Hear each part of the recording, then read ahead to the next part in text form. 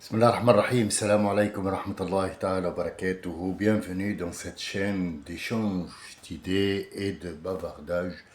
Qu'il soit intéressant ou pas, ça fait de nous des êtres humains qui échangent des idées et qui se souhaitent mutuellement une longue vie prospère qui a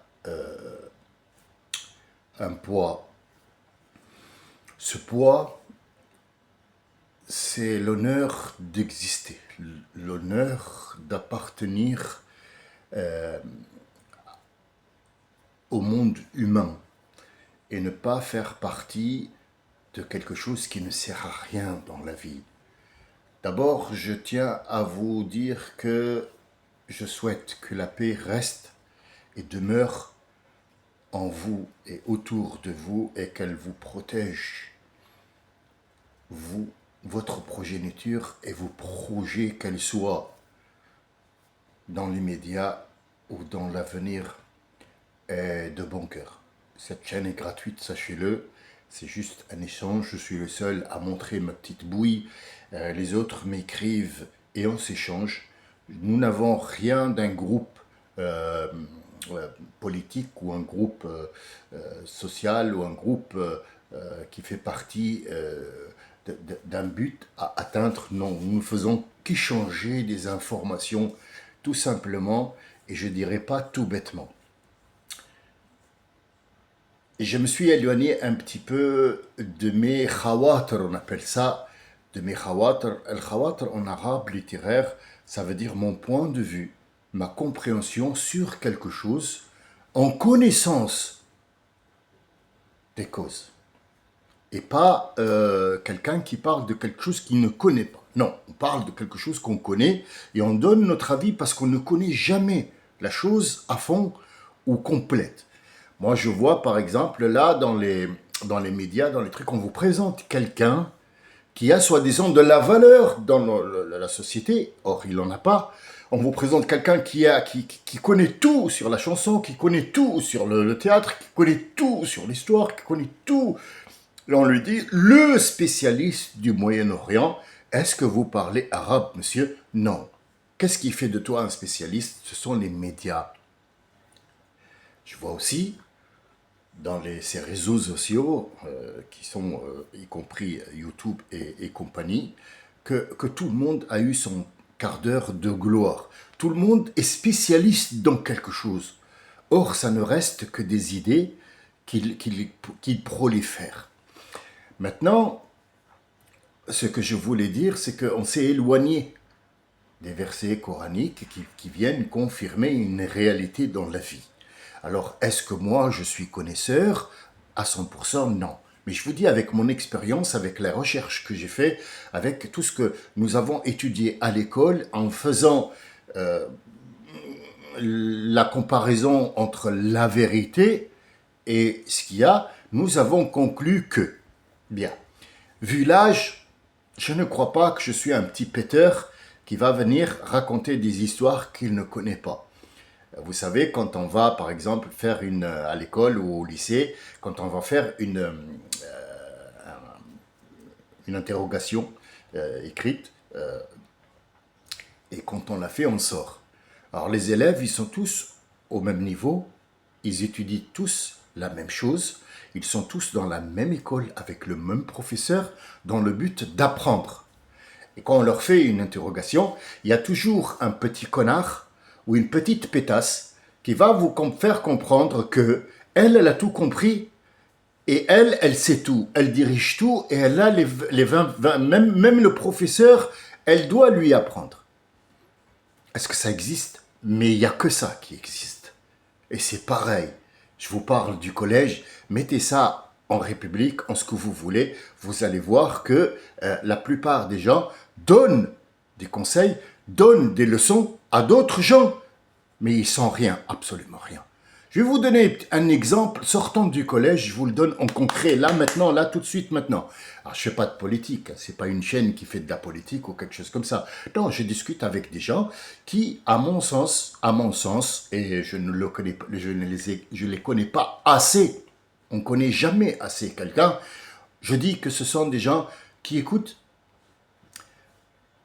qui ont leur point de vue et qui voient un petit peu, qui ramassent dans ce que j'ai dit moi, qui ramassent ce dont ils ont besoin, tout le reste est à jeter.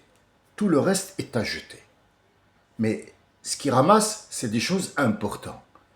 Je ne suis pas là pour donner des leçons, je ne suis pas là pour donner des trucs, mais quand il y a une histoire qui s'est passée dans le passé et que moi j'en suis témoin, je me dois de la donner à autrui. C'est tout. Je ne veux pas être l'origine de la géopolitique.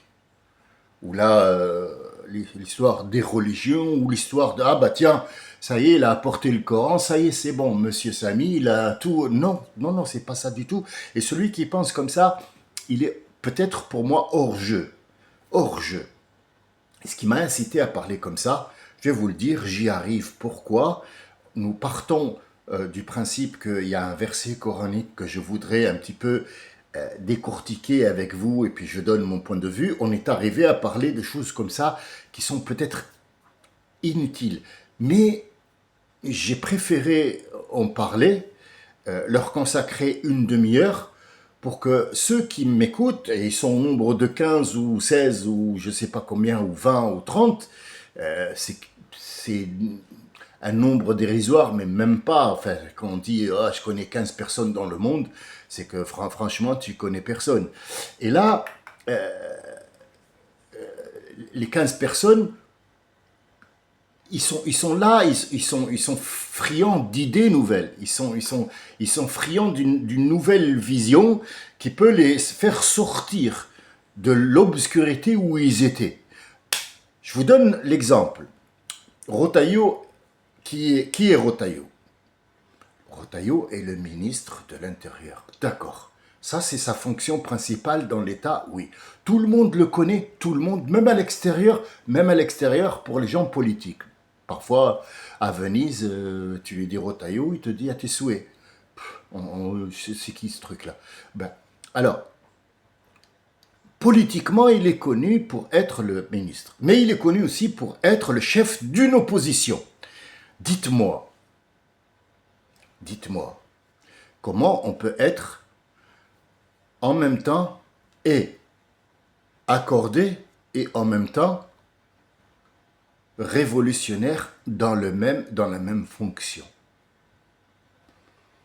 Si le président de la République, qui est le chef suprême de l'État pendant un laps de temps, ben oui, suprême, il n'y a pas plus haut que lui. C'est lui qui décide, oui ou non, c'est lui qui a la responsabilité de guider. On n'en a rien à foutre de c'est qui. Le président, ou je sais pas, c'est qui, on s'en fout. C'est pas ça le but, c'est pas ça le truc de savoir qui il est, ou est-ce que sa chaussette, elle est rouge ou blanche. C'est le guide suprême de cet État. Ce guide, il a dit, non, ce projet-là, je ne le veux pas et je ne le signerai pas parce que c'est moi le responsable. Fred, ça y est, c'est fini, on n'en parle plus. D'accord. Le ministre qui est un subalterne, ça veut dire c'est quelqu'un qui va prendre le mot d'ordre, le mot du jour, les recommandations de ce président et qui va les mettre en place parce qu'il travaille, c'est un travail qui travaille chez le président. Et le président, le patron lui a dit non. En tant que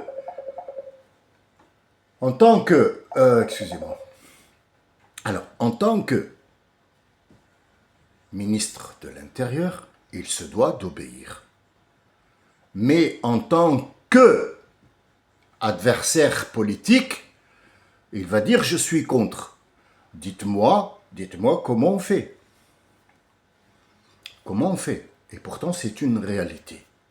C'est pareil pour l'élève qui, en même temps, est un élève, en même temps, c'est une andouille, en même temps, il apprend, il fait l'interrogation, mais il vous parle comme si c'était le directeur de la faculté où vous allez après être muté. Problème. Est-ce que ce truc-là existe chez tout le monde ? Chez tout le monde. Il existe chez tout le monde. Sauf pour les gens qui sont, comme dirait notre ami Jean-Claude Van Damme, que Dieu. Ya Jean-Claude, ya Jean-Claude, tu nous as fait rêver. Ouvert.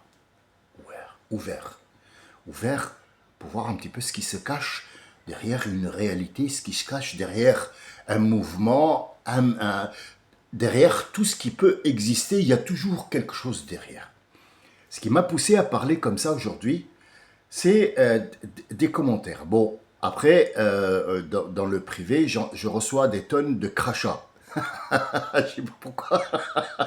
Je sais pas pourquoi. Mais bon, c'est pas grave. Donc, c'est des gens qui insultent. La plupart, ce sont des rentrez chez vous, ferme ta gueule, des choux comme ça. Le souci qui me cause, moi, c'est pas ça.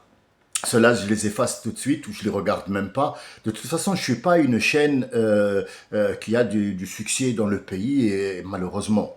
Je dis malheureusement, je me sèche pas des fleurs, mais bon, vu ce que je regarde dans les réseaux sociaux, franchement, la palme d'or. Mais bon, c'est pas ça notre sujet de conversation. Cette chaîne, elle est gratuite. Il y a aucun but ni budget après. Non, c'est gratuit. Je donne de mon temps pour parler avec des gens. C'est ce qui doit se faire normalement dans la vie normale avec des gens qui se voient, les voisins de palier, des voisins tout court, des gens, des collègues. Malheureusement, ça n'existe plus. Ce qui me cause souci, c'est pas celui qui est d'un autre état, d'une autre confession religieuse, qui va m'attaquer, je comprends. Il défend sa position, il défend son truc. Ce qui me chagrine, c'est l'Algérien lui-même. L'Algérien lui-même, qui vient casser 166 millions d'habitants, il vient les casser elle ou lui. Bon, il y a deux questions qui m'ont été posées ouvertement sur la chaîne. Vous allez le voir en commentaire. Deux personnes qui me causent un petit tort. Pas à moi. Ils causent un petit tort à notre cause, qui est d'être, d'exister. La cause d'être et d'exister parmi tout ce monde, avoir un nom, avoir une appartenance, avoir quelque chose qui peut dire, voilà, moi je suis et toi tu es.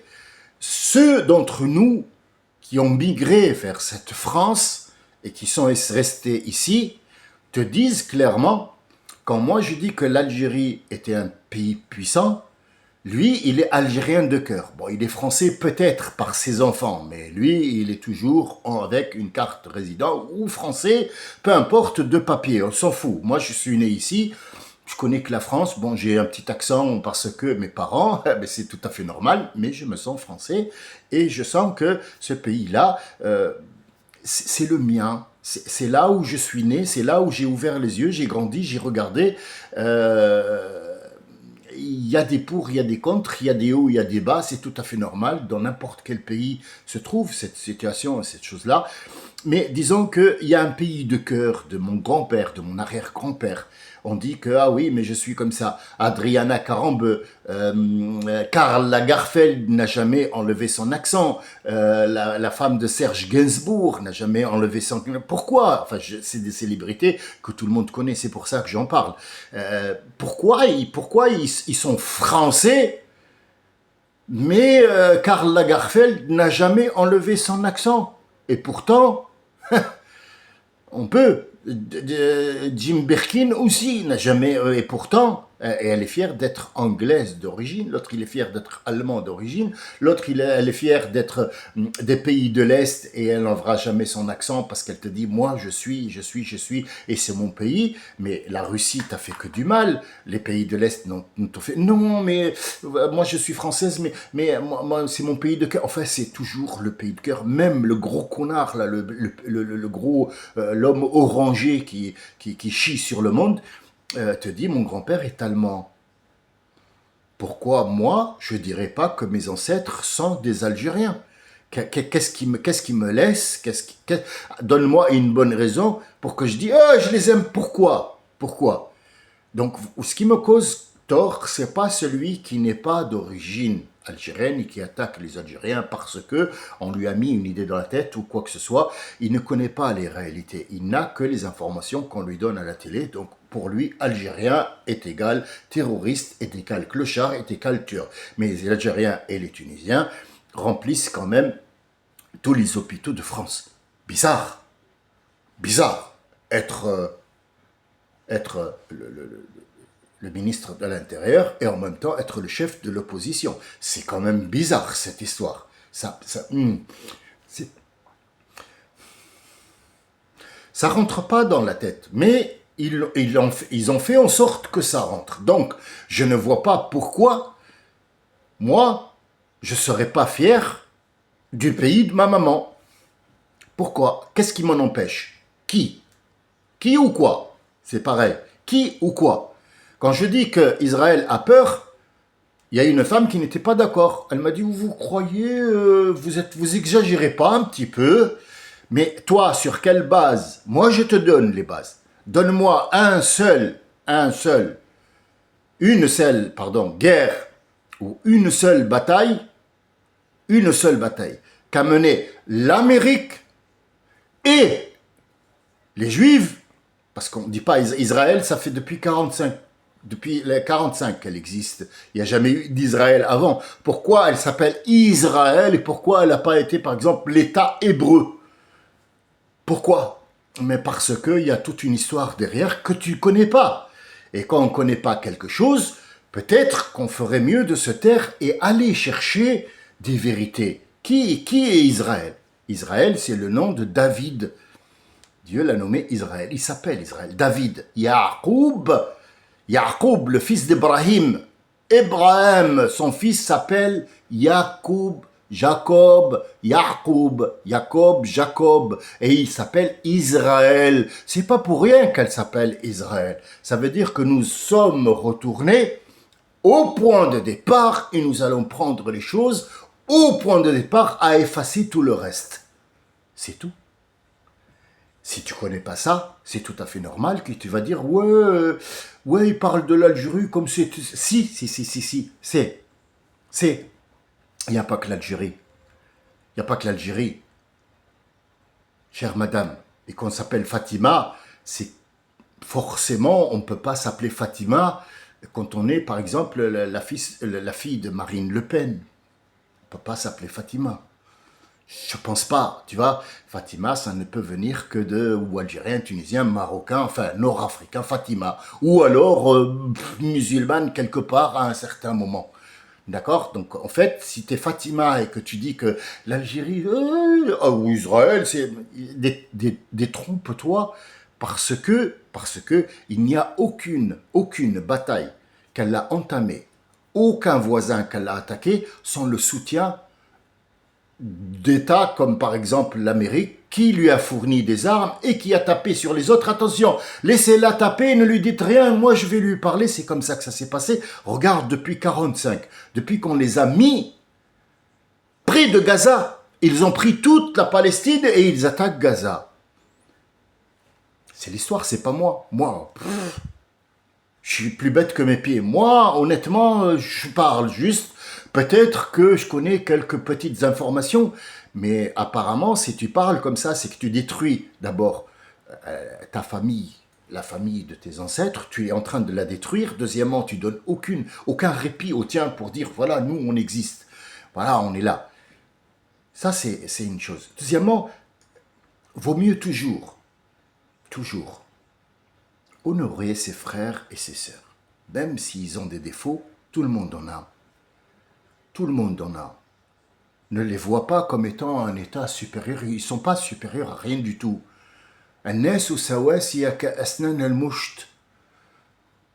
Le peigne, tous les dents sont de la même hauteur. Après, peut-être la grosseur, ils sont plus fins, plus écartés, plus gros. Oui, mais à la même hauteur. Il n'y a personne qui est au-dessus des lois. Il n'y a personne qui est au-dessus de l'autre.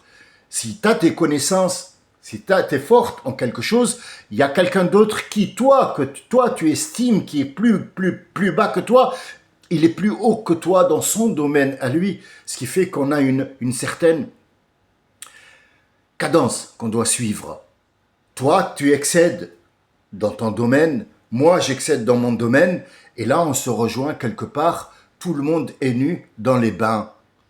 C'est comme ça qu'on doit voir les choses. Mais si tu commences à taper sur les tiens parce qu'ils ne sont pas forts, détrompe-toi. Détrompe-toi. Je ne suis pas en train de mettre l'Algérie comme étant un pays... non, on n'est pas dans l'excès. On est juste dans la discussion véridique. Arrête de regarder la télé et arrête de te mettre des trucs dans la tête qu'on t'a mis.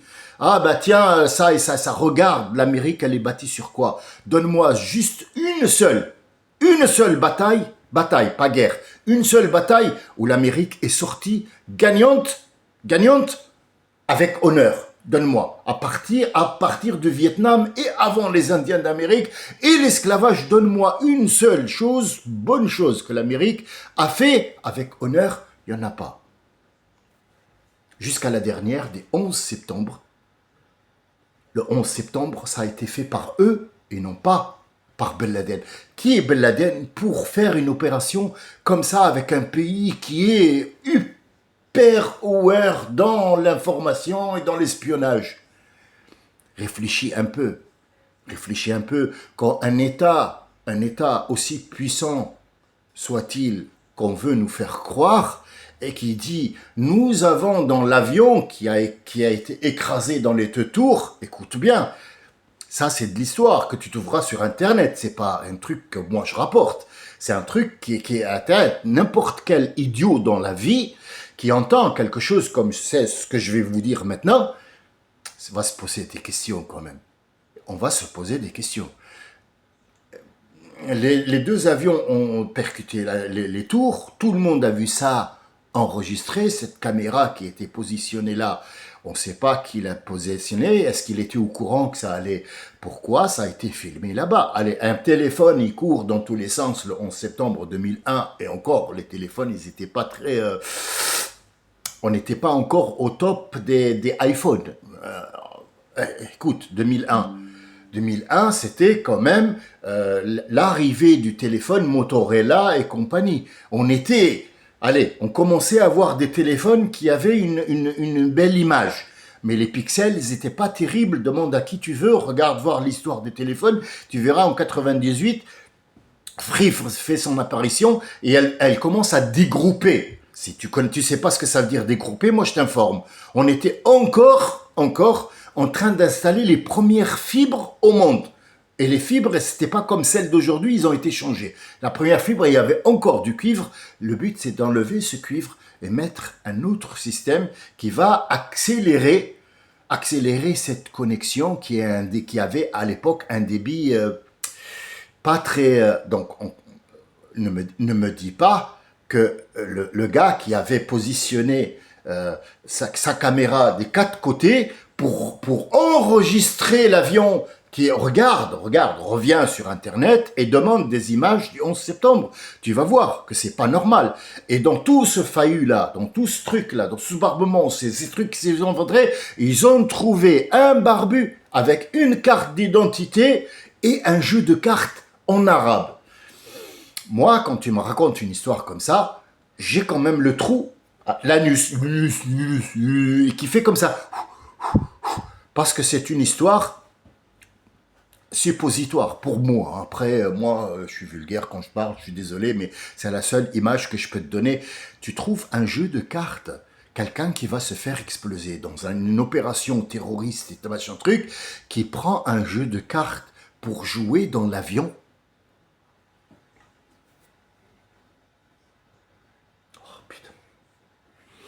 Et les gens vont avaler ça? Oui, t'inquiète pas. Les gens, tu leur donnes un billet, un morceau de viande, comme ça, tu leur jettes, c'est des chiens. T'inquiète pas, tu fais ce que tu veux. Un jeu de cartes dans l'avion qui va percuter deux trucs. Oui, on l'a intact. Tout a été effondré, tout a brûlé, des gens qui se jettent de haut de la tour et il y a un jeu de cartes qui est intact. Oui. Ah, parce qu'ils ont apporté d'autres jeux. Oui, 3 ou 4, on ne sait jamais, celui-là, il se fait vieux. Pourquoi? Parce qu'ils vont rester 3 ans à jouer des cartes jusqu'à ce qu'ils atteignent le truc. C'est des trucs de débiles. C'est de la débilité mentale. Il n'y a pas de jeu de cartes en arabe. Il n'y a jamais eu de jeu de cartes ni en français ni en arabe. Le jeu de cartes, c'est international. Il y a un as de pique, un as de cœur, c'est le 1. Un cœur, c'est pas... Quand le dessin du cœur n'est pas arabe ou hébreu ou vénézuélien. N'importe quoi.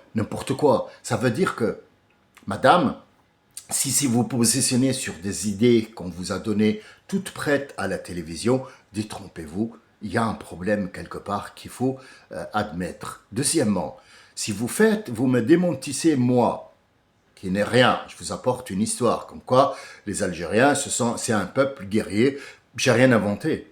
J'ai rien inventé, c'est jusqu'à aujourd'hui, ce sont des gens rebelles. Pourquoi la France les a mis sous gouvernorat et non pas colonisés et devenue l'Algérie est française comme a dit l'autre? Pourquoi? Parce que ils ne peuvent plus rien faire devant des gens fantômes. Je t'explique quelque chose que peut-être ça t'aidera à comprendre. Quand tu as une armée devant toi et que tu vas leur déclarer la guerre, Saddam Hussein était là. Qui l'a fabriqué? C'est les États-Unis. Ne croyez pas que l'Irak était un pays fort et tout ça, et Saddam avec sa cigare et tout. Non, non, c'est l'Amérique qui l'a fabriqué, qui l'a mis là-bas. Pourquoi? Parce que c'est le seul pays, avec l'Algérie, qui à un certain moment a osé dire non. C'est le pays qui a porté la science, qui a porté le savoir, qui a porté le prophète, qui a été un soutien pour ce prophète-là. Donc on doit l'attaquer parce qu'il nous fait peur. Toute la science est là-bas, donc on doit le détruire parce que ça fait pas bien pour Israël. C'est ça, c'est de la géopolitique. Peut-être que tu n'as pas de science là-dessus, mais je te réponds, je n'exagère à rien du tout parce que je t'ai pas dit que l'Amérique est le centre du monde. Où l'Algérie est le centre du monde. Je te dis que c'est un peuple qui fait peur. Pourquoi? Parce qu'il a des convictions. Ils ont été bercés depuis l'enfance sur comme quoi l'honneur passe avant tout. Est-ce qu'il y a des connards en Algérie? Putain, s'il n'y a pas de connards en Algérie, c'est que vraiment c'est le paradis sur terre. Il faut qu'il y ait des connards partout. Il faut qu'il y ait des tueurs partout. Il faut qu'il y ait des imbéciles partout. Il faut de tout pour faire un monde, mais ne détruis pas les tiens. Ne détruis pas les tiens. Ne détruis pas les tiens. Parce que ceux avec qui tu t'es allié, ils vont te cracher dessus. Fatima. Ils vont te cracher dessus aujourd'hui ou demain. Tu t'appelles Fatima. Tu peux être, oui, je suis français, tu peux être française comme tu veux. Ils vont te cracher dessus. Pourquoi? Parce qu'ils ont été galvanisés. Galvanisés. Algérien est égal danger, Algérien est égal refus, Nord-Africain est égal... Reviens à l'autre qui a dit que... Il m'a dit l'hypocrisie. Alors, il m'a traité d'hypocrite. Pourquoi? Parce que j'ai dit que l'Algérie était quand même un pays assez fort dans le mental. Alors, monsieur Mohamed, il s'appelle Mohamed. Alors, il est peut-être français, hein, je sais rien. Moi, personnellement, je n'en ai absolument rien à foutre qui s'appelle Mohamed ou qui s'appelle Soulier. Pour moi, il a souillé les siens. Et donc, il ne sait pas ce que ça veut dire l'hypocrisie. Il a utilisé le mot hypocrite, mais en fait, il ne sait pas ce que c'est l'hypocrite. L'hypocrite, il a des normes pour être hypocrite. On ne peut pas être hypocrite comme ça, tu vois. Hypocrite, c'est ceux qui vont faire la prière avec les musulmans parce qu'ils sont obligés, mais au fond d'eux, ils ne veulent pas la faire. Et quand ils retournent chez les siens, ils disent « Ouais, on a fait ça juste pour les embobiner. » Tu comprends ce que c'est le truc? Alors moi, si je suis hypocrite, pour quelle raison? Parce que j'aime le pays de ma mère, ou on m'a promis un poste à Alger, dis-moi, aucune des deux. Aucune de deux, je fais ça parce que c'est une vérité que tu connais pas, parce que tu es allé de l'autre camp. Mais Mohamed Ben Khetsalgo, de toute façon, comme l'autre, ils vont te cracher dessus. Il a dit qu'on était le tiers-monde. Dis-moi, mon ami, enfin, mon ami, c'était pas mon ami, mais disons que je vais te répondre, monsieur Mohamed. Écoute-moi bien, Claude Mohamed. Quand tu parles comme ça, c'est ou t'es un harki, celui qui a vendu son pays, ou t'es quelqu'un qui a enlevé sa peau. Il n'y a que les chiens qui renient leur origine. Un chien va automatiquement attaquer un autre chien, et pourtant c'est la même race. Non, je vais l'attaquer parce que ici c'est le domaine de mon maître. Je t'explique, moi je suis cynophile, je suis maître chien, je sais que tu n'en as rien à foutre, mais moi aussi j'en ai rien à foutre de ce que tu penses. Moi je te dis, en ce qui me concerne, moi j'ai un diplôme dresseur de chiens, deuxième degré, deuxième étoile. À l'époque, et je l'ai eu quand j'avais 22 ans, et je t'emmerde. Après, est-ce que moi j'ai travaillé avec ce diplôme? Non, il est accroché au mur, j'en ai plein de diplômes, mais je suis plongeur aussi des mineurs et aussi corailleur. Donc je t'emmerde doublement. Et puis après, je suis instructeur de parachute. Je t'emmerde 4 fois. C'est pas ça le problème. C'est que où t'es de l'autre camp et tu changes tout. Tu es libre. Ou tu es de ce camp et tu changes tout aussi. Mais si tu n'es avec ni celui-là, ni avec celui-là, reste humble.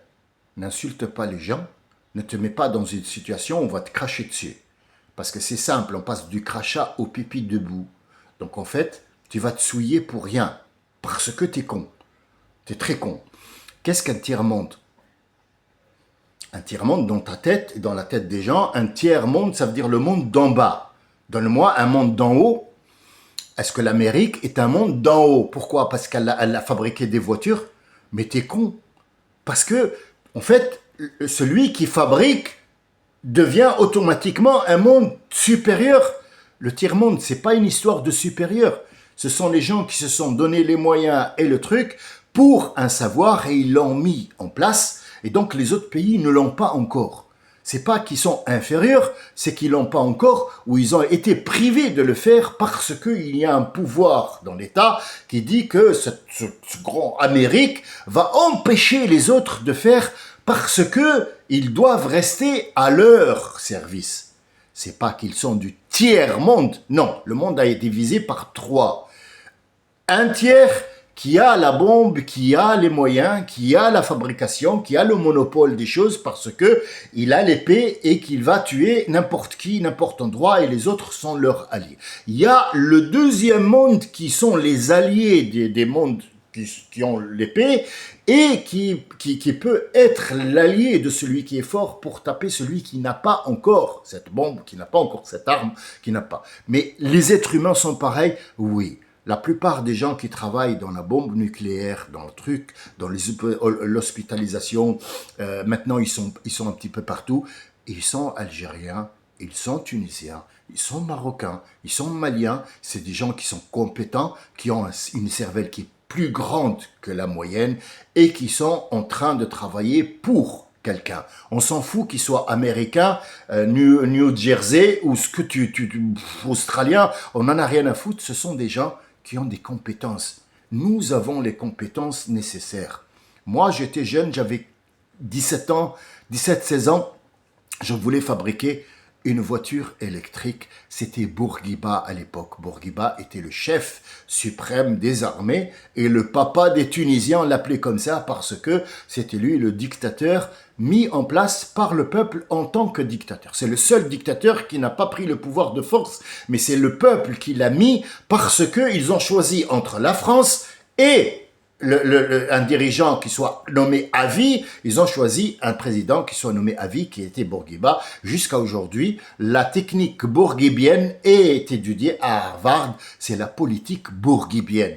Donc en fait, c'est un loup déguisé en agneau qui va prendre le pouvoir sur un morceau de terrain sous gouvernorat français et aussi ottoman, et il a réussi son coup de force en prenant le pays aux Ottomans devant leurs yeux et aux Français en essayant de les mettre en place. Et c'était la seule épine de le Nord-Africain pour que le Nord-Africain ne s'allie pas à Kadhafi à ce moment-là. Donc je t'instruis si tu veux, je t'informe de ce qui se passe, mais ne parle pas bête. J'aime pas les gens qui parlent bête. Et quand tu donnes une opinion, donne-moi quelque chose qui va avec. Donne-moi quelque chose. Ne détruis pas ton peuple. Ne dis pas, c'est pas un peuple, c'est un tiers-monde. Moi, je pense que le seul tiers qui doit être jeté avec les excréments, c'est toi. Et encore, les excréments, attends, on va voir prendre ce qui est valable et ce qui n'est pas valable. Je vais t'expliquer autre chose, si tu veux. Après, moi, je t'emmerde. Franchement, je t'emmerde, t'as même pas idée. Les eaux usées maintenant. Les eaux usées. Dis-moi. Ton monde supérieur, là, qu'est-ce qu'il fait avec? Dis-moi. Pardon, j'ai pas... Non, Non, mais vas-y, parle. Quoi? Moi, je te dis, laisse l'eau jusqu'à ce que les excréments, tous les excréments vont en bas. Ils enlèvent l'eau en haut, qui va causer un problème. C'est l'eau qui cause le problème. Les toilettes sèches maintenant. Pourquoi ils sont sèches? Parce qu'ils mettent de la sciure de bois pour absorber cette eau qui va faire pourrir le reste. Le reste, il va être séché et il peut devenir un engrais tant qu'il n'y a pas de l'eau dedans. Renseigne-toi, ferme ta gueule. Chut, renseigne-toi, après parle. Renseigne-toi d'abord. D'abord, renseigne-toi. Soit, hein, et quelque chose pour pouvoir parler avec les gens. Et donc, cette eau-là, il va être refiltré. Mais qu'est-ce qui arrive à ce tas qui s'est tassé en bas tout en haut? On en fabrique des briques pour la construction parce qu'il s'est avéré qu'il est automatiquement un isolant et les pays maintenant commencent pas. C'est pas généralisé non plus, mais c'est en cours d'étude que ces excréments-là ont fait des murs pour que la chambre soit isolée. Il reste à travailler sur les odeurs, sur les matières, sur ainsi de suite. Donc c'est tout un monde sur lequel des gens travaillent. Des gens travaillent pour qu'ils puissent faire de ça quelque chose de bien. Vous voyez, les excréments, à la fin, on sort quelque chose de bien pour faire quelque chose. On s'est moqué des Noirs d'Afrique qui construisent leur maison avec du fumier de vache. Enfin, du fumier de vache. C'est l'excrément de vache. On enduit la hutte avec ça. On dit, oh, c'est un isolant. Des mouches, mais il y a des mouches chez toi aussi, il y a des moustiques chez toi aussi. Pareil. C'est pareil, sauf que le climat change. Donc les mouches sont attirées plus par la chaleur que par le froid. Idiot, réfléchis un petit peu avant d'ouvrir ta grande gueule. J'espère que les autres n'ont pas une grande gueule comme ça. Après, moi, ça me gêne pas. Moi, je les ai utilisés pour vous en parler aujourd'hui. Parce que là, je pense que je m'éloigne des versets coraniques qui viennent confirmer ce que je raconte là. Mais comme le Coran est un petit peu pas aimé, on n'aime pas trop. Donc j'essaie de trouver un chemin, comme dit le Cornu, pour à dire, écoutez, à arrêter de lécher les culs des autres et dénigrer les vôtres. Pour ça déconnard, il y en a partout. Tu trouveras demain, moi je vais me prendre la tête avec un Algérien dehors et je vais gueuler, je vais râler parce que l'Algérien, saloperie d'arabe, mais c'est pas un arabe déjà et tu t'es pris la tête comme tu pourrais te prendre la tête avec un Tchétchène ou je sais pas quoi ou un gitan ou un truc. Faut arrêter avec ça. Faut arrêter. Ne dénigre pas les tiens. Ne dénigre pas les tiens et un petit peu de cadence dans ta vie. Et toi, sois pas hypocrite. Parce que tu es hypocrite, tu fais l'hypocrite avec ceux avec qui tu t'es rallié, sachant que eux, ils savent très bien que tu es un Algérien. Ahmed, tu comprends ce que je dis? Ouais, ferme ta gueule maintenant. Voilà, sors de cette chaîne si tu n'es pas content et laisse les autres en profiter parce qu'il y a des informations qui passent. J'ai fait mon grain de sel après. L'océan est plein de sel. Tu comprends ce que je veux dire? Petite frappe. Voilà. Petite frappe d'Algérien qui a vendu son pays. Merde. Bien. Alors, pour les autres, je vous souhaite une très bonne journée. Je voulais dire ça parce que ça m'a un petit peu... Pas chagriné, je m'en fous complètement de ce qu'il représente. Hein. Puis, rien du tout, on peut le zapper, l'enlever. Mais il nous a servi de tremplin, un marchepied pour lequel on va s'essuyer les pieds, rentrer, s'asseoir tranquillement. Je vous remercie de m'avoir écouté. J'espère que mes idées ne sont pas trop forflues, mais revisitez l'histoire, revisitez ce qui a écrit, mais ne vous fiez jamais à ce qui a été écrit. Regardez voir pourquoi, du comment et surtout qui en profite et comment ça se passe. Je vous donne rendez-vous pour vous parler l'Amoco Cadiz que personne ne sait et pourquoi elle s'est échouée sur les côtes maghrébines.